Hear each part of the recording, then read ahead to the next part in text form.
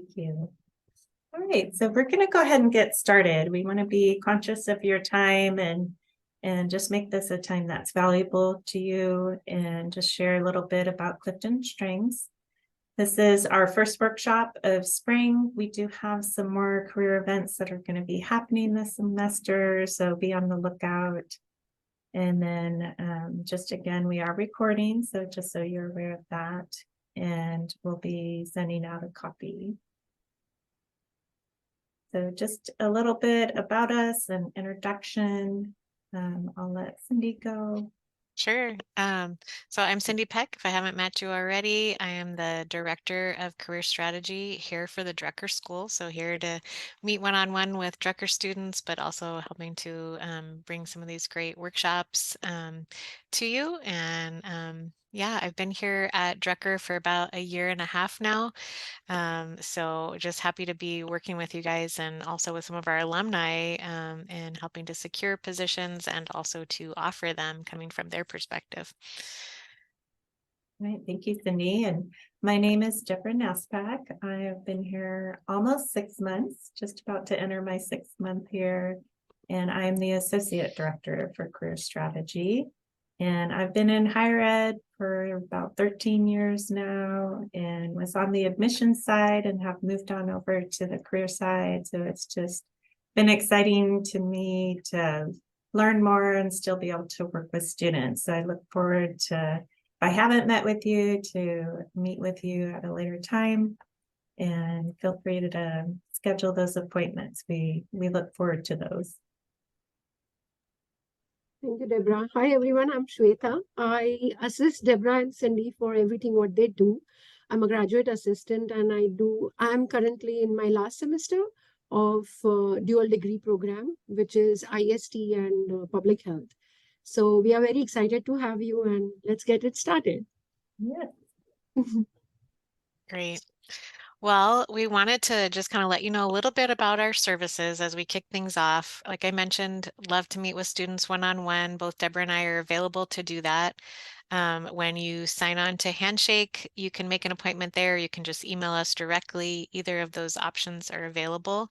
If you sign on to Handshake, be sure to click on the Drucker options and you can schedule sessions for career exploration or negotiations or all kinds of things on there. We do that one-on-one coaching. We're also here to connect with you one-on-one on LinkedIn.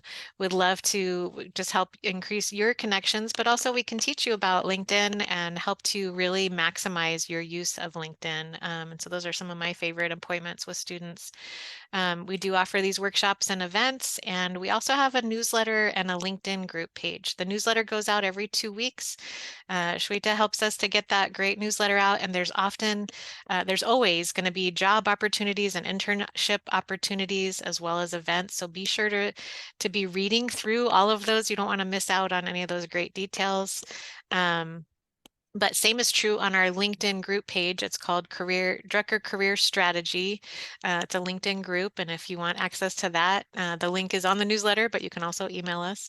That group on LinkedIn will post almost every day about jobs, about other career fairs that are going on that you can sign on for. There's like a resume drop happening. There's all kinds of stuff. So be sure to be on those 2 places if you want to stay active and really know what's going on with career strategy. Also coming up, if you haven't heard yet, we are doing the virtual mock interviews for Drucker students. We have some really exciting industry professionals, both alumni and some people that are just volunteering. Everyone's volunteering to help our students really raise the bar with their interview skills. And so you will sign up for a time slot and a person, to interview that works for you.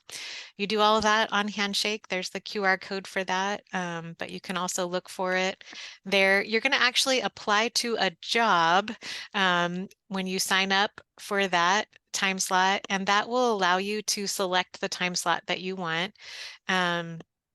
to be able to interview. Highly encourage this. It's a great opportunity not only to practice interviewing skills, but also to network with people in an industry that you might be interested in, or that might know someone that you might eventually be able to, connect with in order to get a job in the future. So this is a highly recommended for every student in the Drecker program.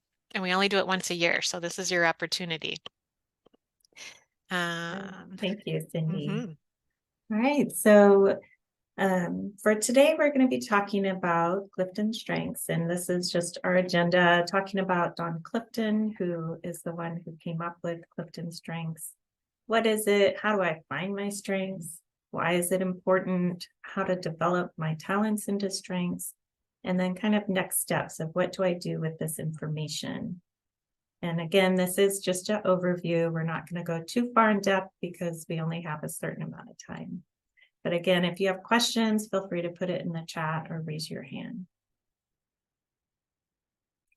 So Don Clifton was an American psychologist who was really part of the positive psychology, where instead of looking at what your weaknesses are and how to strengthen those, he really was like, what if we looked at what people are doing right?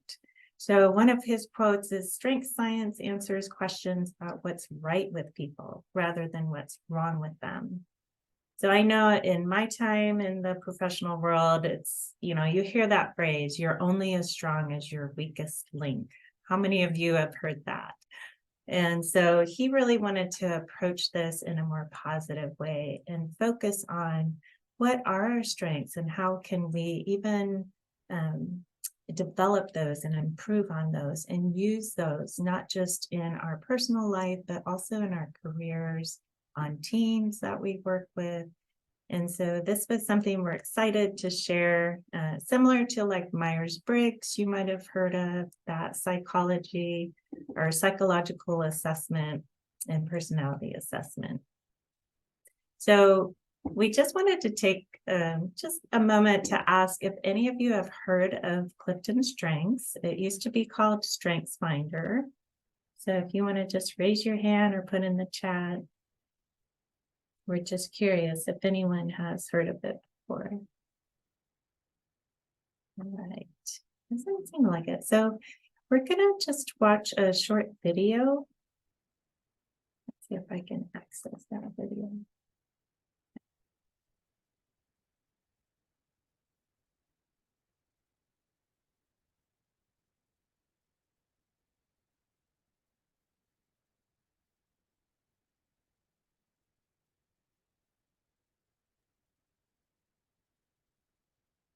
Sound is unfortunately not working. Oh, is it not? Sometimes that's a problem. Okay. That's okay. We'll send that to you. So sorry Yeah. about that. No worries. Yeah. We'll send that over to you afterwards with the slide deck. But just really what he looked at is just what people's similar strengths are or personalities and kind of group them into 34 talent themes. And so that's why we'll kind of go over those, but that's when you hear of a strength, is that talent theme that they have found. So we're going to go next slide. I'll let Cindy talk about this. Sure. So, like she mentioned, Don Clifton developed this formula to describe strengths. Talent times investment equals a strength. We're going to delve just a little deeper into this in the next few slides, but that's kind of the basis of it, is your talent plus you invest in some skills and knowledge, and that is going to equal your strength. Talent is a natural way of thinking, feeling, or behaving. You might think that everyone thinks this, or everyone can do this. It's so easy. One example is someone with a talent for numbers thinks that math problems are so easy. I remember at one point my son, when he was learning math, was like, why do I have to do a spreadsheet of 100 problems? Like, I showed you I know how to do it at the first time. But others, look at it and think like, I need to keep practicing because this really isn't that easy. I need to keep going. It's like a foreign language and learning it. And so that's definitely one thing that you improve on when you practice. And investment is investing in development. So developing your knowledge, your skills, and how you'll continue to grow. That's going to be the time that you actually spend there. And the last one, like we mentioned, is going to be the strength factor. And this is combining your talent and investment to provide near perfect performance in a specific task. You're energized by using your strengths. All All right, right. thank you. Mhm. Next. So you might say, well, how do I find my strengths? And so again, Clifton, he developed 34 talent themes based on those common traits in the positive characteristics.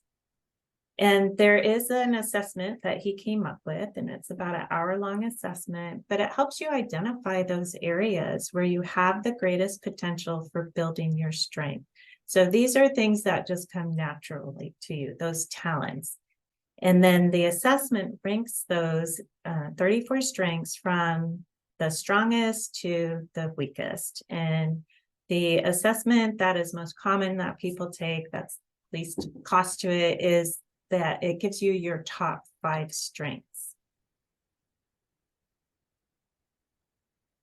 So just why is this important? How is this going to help me if I know what my strengths are? And Gallup is the research company that Clifton started, and they do a lot of research on this. And they have found that people are 3 times more likely to report having an excellent quality of life if they are focusing on using their strength. They're 6 times as likely to be engaged in their jobs, which is huge because we know that research shows those that are engaged in their jobs are a lot more productive. And then you're 6 times as likely they strongly agree they have a chance to do what they do best every day. So it just improves your quality of life, your happiness, your health, your productivity.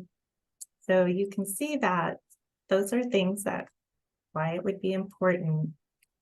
And then another thing is it's another way to understand yourself and be able to have the language that you need to describe what you naturally do best.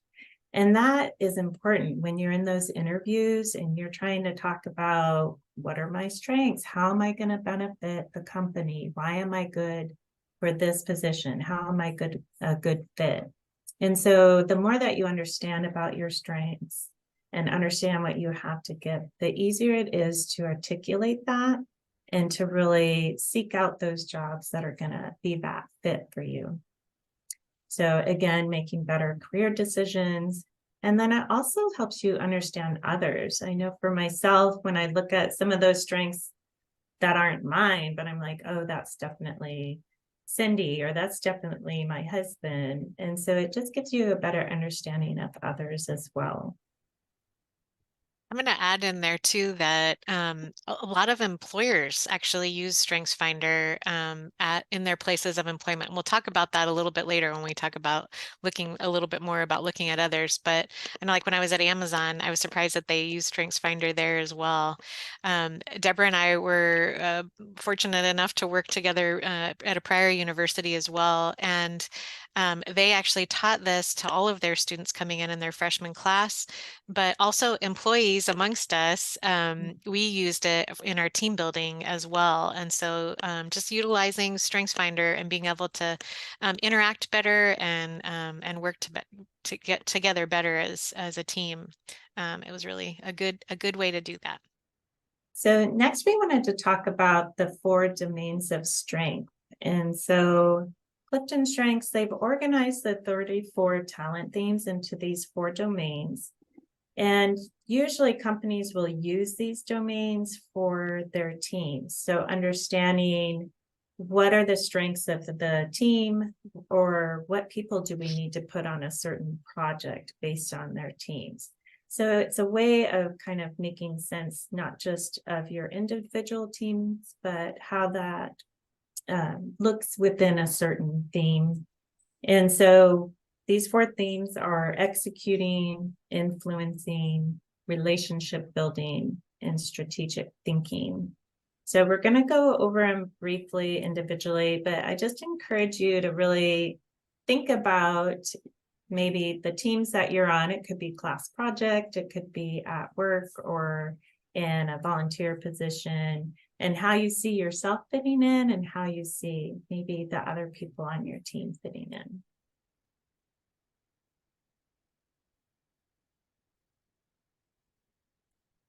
I'll let Cindy talk about this one. Great. So, looking at those specific areas, we are going to talk about the executing domain first. And these are all of the strengths that are incorporated into that. And we can go over all of them, but I think we're just going to pick out a few. I know a couple of these are actually in my top strengths. I am definitely an achiever, which is a hardworking, productive, self-motivated person. Achievers also sometimes like checklists. So I can show myself what I've gotten done today. I'm also an arranger. I like to walk in. I mean, I can easily walk in a room and I'll notice the one book that's out of order on a bookshelf, or just kind of being able to organize projects or, actual physical things in a room or ideas. Those are things that energize me and help me to be able to work well in a space. But also, all the rest of these are on here as well. Responsibility is one that a lot of us have, and that's why we're doing a master's program, and so these are all great, like executing domain strengths. Mhm. Thank you. I would just say, as far as achiever, how many of you have done a task and then wrote it down on your list just so you could check it off? I've done that. Mhm. All right, so I'll let Going Cindy on. talk about this. Yeah, going on to the influencing domain. This one, obviously, it's just like it sounds, you're influencing others. And there are some ways to do that. And these just descriptive words that kind of define that are part of that. An activator, I'm aware of this one because my husband is one of these, is someone who literally like turns ideas into action. They are energized by making things happen. And so they're the person who will kind of see the thing get started and get off the ground and like make it happen. It's a great one. Also, people who have woo. That one sounds funny at the end there. It's kind of a funny word, but it's really those who are energized by winning others over. That's what it stands for. And comfortable with strangers and crowds. And anybody who knows somebody, if you are someone with woo, that's awesome. But if you know someone with woo, it's the person who's never met a stranger. They walk into a room and everybody wants to be their friend, So they're instantly kind of in that spot, like super friendly, usually they're more outgoing or more of the person who like thrives in those, external spaces with lots of people. And that's a great one as well. Someone who has communication as one of their top strengths. This could be really important in the business field. A lot of times employers say, I'm looking for someone who has great communication skills, whether it be in writing or in talking, telling stories, describing events, expressing feelings, all of those kinds of things. Because that's something you can't always teach someone to do. So people who have this strength are in high demand in the workplace because a lot of employers are saying we can teach people with technical skills, the technical skills that are needed, but we really need a great communicator. And so if you have this strength, that's something that's, kind of one of those great things in your side pocket as you're going into an interview.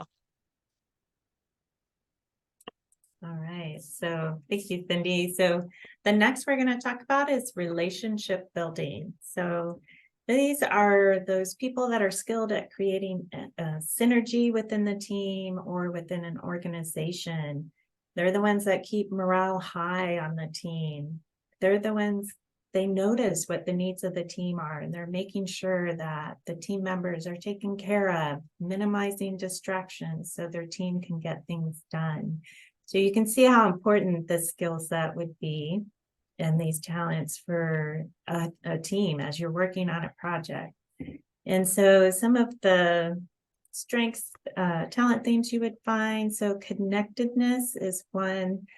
Those are people that live life with a strong sense of purpose, and they believe all things happen for a reason.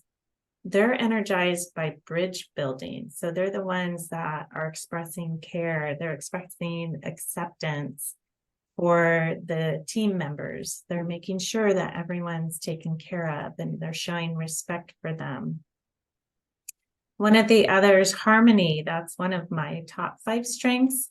They're the peacemakers who seek consensus. And I think the fallacy on this is people think, oh, it's, peace at all costs. And that's not really what the strength is. It's finding that common ground. So for me, I feel like, why are we wasting time disagreeing? Let's talk about what we can agree on. Let's get that common purpose, that common goal, and really looking at what we can do to work together in making that happen.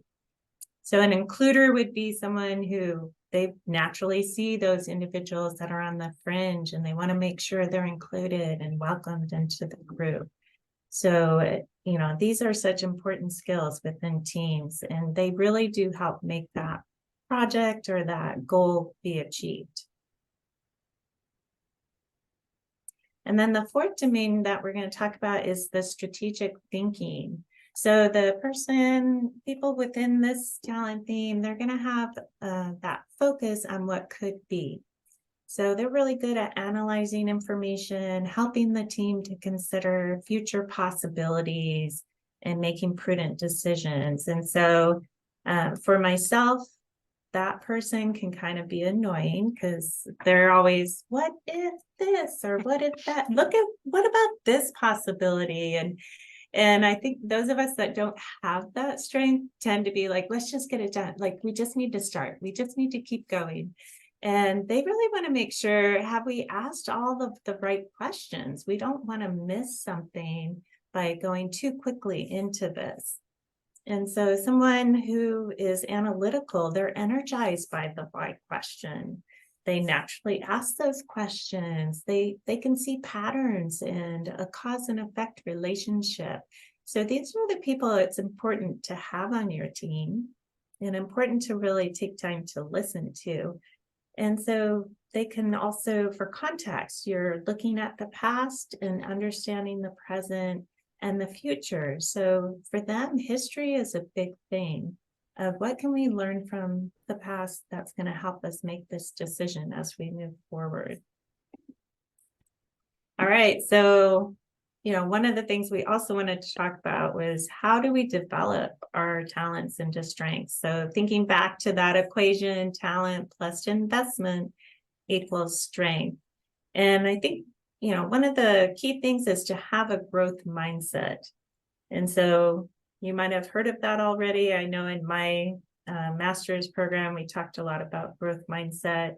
And a growth mindset is really just, you believe that our basic abilities can be developed and improved through dedication and hard work. So you believe that it can happen. And without a growth mindset, we don't exert the required effort, and we can remain perpetually stuck. So I don't know about you, but I don't want to be perpetually stuck. That sounds terrible. So it's just really making that investment, taking the time to really work on developing those talents that you already have. So I'll let Cindy talk a little bit about some things you can do. Yeah, so this is basically how you develop your talents into strengths. And the first thing is to seek to use your talents in your current role. So think about the things that you're currently doing, group projects that you're working on, your actual employment, any place where you're currently, interacting with others. The next thing is to seek for future roles where your talents can be placed. And then also including, like I said, school, professional, volunteer roles. Think about the places where those might be present. Then you're going to look for opportunities for skills development, for knowledge acquisition, and for new challenges. Look for ways to incorporate your strengths into your resume and your job search. And so again, like kind of scouring back over your resume and looking for spaces where you can implement strengths that are important. And especially if you see that a job description is asking for someone who is a particular thing and you're like, oh yeah, that's me, but you haven't put that into your resume anywhere, this is a great opportunity to really shine and focus on your strengths. Then find a mentor. Find someone who maybe already, has that area of strength, or it's one that you're trying to develop. Engage in opportunities to use your talents as a professional. And so maybe it's, assisting a professor with some research, or being the team lead in a group project, or stepping out in an area where you want to develop that strength a little more. Find ways to use them. If you're thinking, communication is not your top strength, or maybe it is, but you haven't been able to exercise it much, that would be a great opportunity to engage in activities that allowed you to communicate more, like presentation, or, writing emails for someone, or communicating in small groups. Those places will really help you to kind of seek, look, and find to develop those talents into strengths. I know I was watching one of the videos. So Gallup has a lot of or videos you can watch, and they were talking about a person who was on a group project at their work, and how they were in a role that really wasn't utilizing their strengths. And after taking the assessment, they were able to articulate, like, this really isn't my top strength, but what I could do on the group project is this other area that would really utilize my strengths. And they were able to move to a different role within the group, and were so much more successful and just energized by it. So again, these can help you articulate what your strengths are, and not that you're saying to your employer, I'm not going to do that because it's not my strength. But it's just a way to understand and be able to articulate more, and to find those opportunities, like Cindy was saying, where you can use your talents and just develop it into a stronger strength.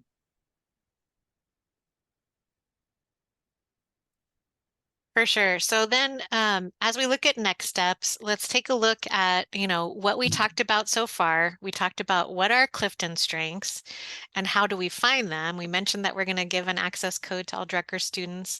We talked about why Clifton strengths are important, and we talked about how to develop your talents into strengths.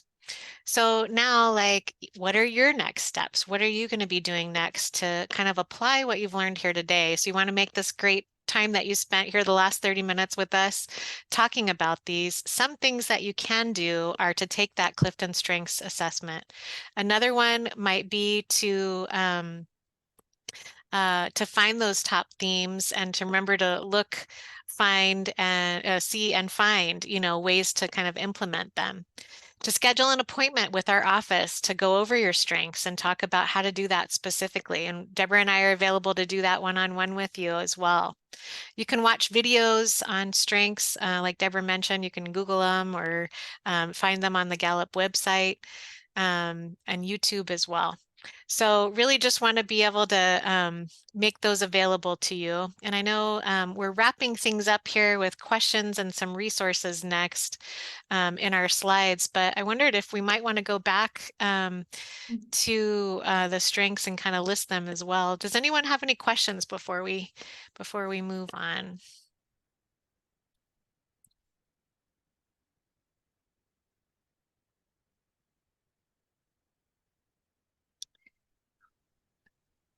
Feel free to unmute yourself. Yeah, it's a small group. I doubt this applies to anyone else, but I took this back in 2015 at my first program. Should I retake it? Or Yeah, I would say yes. Oh, The okay.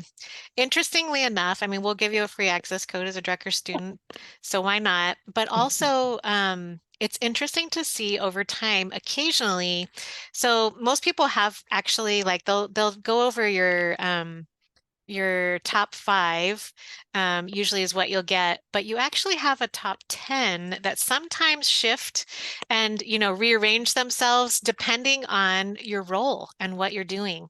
I found that when I retook it, when I was at my former employer, that it was very different from when I first took it as a, starting out as an employee there to when I was working, 7 or 10 years later, but also my responsibility and roles had changed. And so I had promoted several times and I had new jobs and new duties that actually helped to develop and bring some of those other talents up to the top. I imagine, Deborah and I were actually saying we should take it again now I know. because it's been a few years. And I imagine that my strengths have shifted again, just from things that I did during the pandemic. Or, I mentioned to some of you that I worked at Amazon before I came here and I was an operations manager, which was totally outside of my comfort zone. I was working in a warehouse and overseeing 650 employees on heavy machinery. So my skill sets changed a lot during that time. But also I'm still me. So the things that were strengths, maybe they didn't like totally change. It's just that other things rose to the top because I needed those skill sets when I was there. Same here. I imagine there's things that have shifted and changed. So it doesn't hurt to take it, every few years and just see like what's changed, what have I developed, what do I want to bring back as a top strength again, or what's needed in the role that I'm going to be going to next, and how can I develop that? Because that's, I'm hoping, what you all are thinking as you're thinking about future employment is like, what do I need to get there? Mhm. And you can pay to get all 34 of your strengths. It's just a higher cost for that. But like Cindy said, generally your top 10, you stay within those top 10. They might just shuffle around. And I've taken it probably 3 times over the course of years. And my top 3 have always been my top 3. Those have never changed. It's like those 4th and 5th are the ones that kind of move around. But I mean, there's not been one where I'm like, really? I never would have thought that. It's more, yes, I am definitely that. So again, it's that way of giving language to expressing and articulating who you are. So one of my top strengths is responsibility, and that's where you're taking psychological ownership of something. You're gonna finish it. If you say you're gonna do it, you're gonna do it no matter what. Like you will try your best and everything within you. And so, one of the things that we could talk in another whole other session is the shadow side of your strength, which is if you're not careful when you have responsibility, you can take on responsibility for things that aren't yours to take on, which is definitely something that I have to work on. It's just way too easy to take on responsibility for everything and everyone. And so that's just something you have to watch. So each of the strengths has that shadow side that you have to have some balance, as in most things in life. But again, it's just being able to articulate that. So if there's a strength that any of you are curious about, feel free to unmute and we can just give a brief description of it. Yeah, if there's any of these that you think you might have on this list, I'd love to hear those as well. If you think you've got more, in the executing domain. Lee, if you got restorative when you took it before, that's a great one to have. That is someone who's energized by problem solving, analyzes a situation, sees immediately what needs to be fixed, and is ready to take on projects, maybe that are unsalvageable at times. And so you can see things kind of in a big picture way. That's awesome. We'll go to the next one if there's any of these. How about this area? Does anyone see themselves in one of these roles of influencing?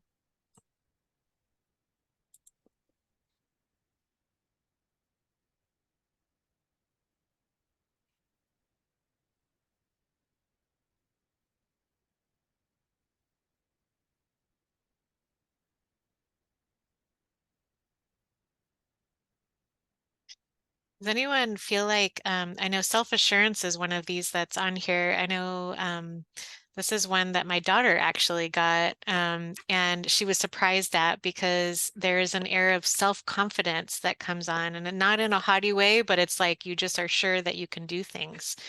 Not pressured by what others might think, that you're energized by taking risks and delivering on promises, that you're resilient. Resilience is something that we talked a lot about during pandemic. Does anybody feel like they've kind of been stretched in areas of self-assurance during this time? Does anyone in this group too feel like, do you struggle with being boxed in by some of these descriptions? Like you don't want to be labeled? I know this is part of your generation as well as we kind of move forward here, but like, anybody not want to do this? It's okay to admit that too. Kind of a ambivalence to wanting to be, labeled sometimes is one thing that happens when you look at tests like this. I think that's one of the things that Gallup says is that, each of these talent things, the strengths, they can be in more than one domain. So it's not, oh, someone with adaptability is only going to be a relationship builder. And so they don't want you to feel like you're boxed in and can only do a certain thing. So again, these are things that come naturally to you that you want to focus on the positive and how you can develop them, but certainly not limiting of, well, I'm not a good communicator, so I shouldn't present. I shouldn't be that one, or I don't have woo. I can't go to this mixer and network with people. That's just so out of my comfort zone. And so it's not a way to excuse yourself from doing that, because in any job you're going to have your tasks that you have to do that are outside your strength or outside your comfort zone, and you can certainly do it, and you can learn how to adapt and grow in that as well. So just to encourage you that this isn't meaning you only do what's in your strengths, because we all have things we have to do, but it's understanding how we function and what comes naturally to us and what energizes us, and looking for opportunities to grow that and to find those opportunities that maybe we didn't understand before. So even in looking for a job or a new job or a promotion, looking at what are those roles that I'm going to be able to use a lot of my strengths and be energized in, and how can I present myself and articulate that I'm a good candidate for this. And so that's really our goal and our hope for you as you take the assessment and just have some more understanding of yourself and others and how they operate and how you operate, and just how you can articulate that to employers.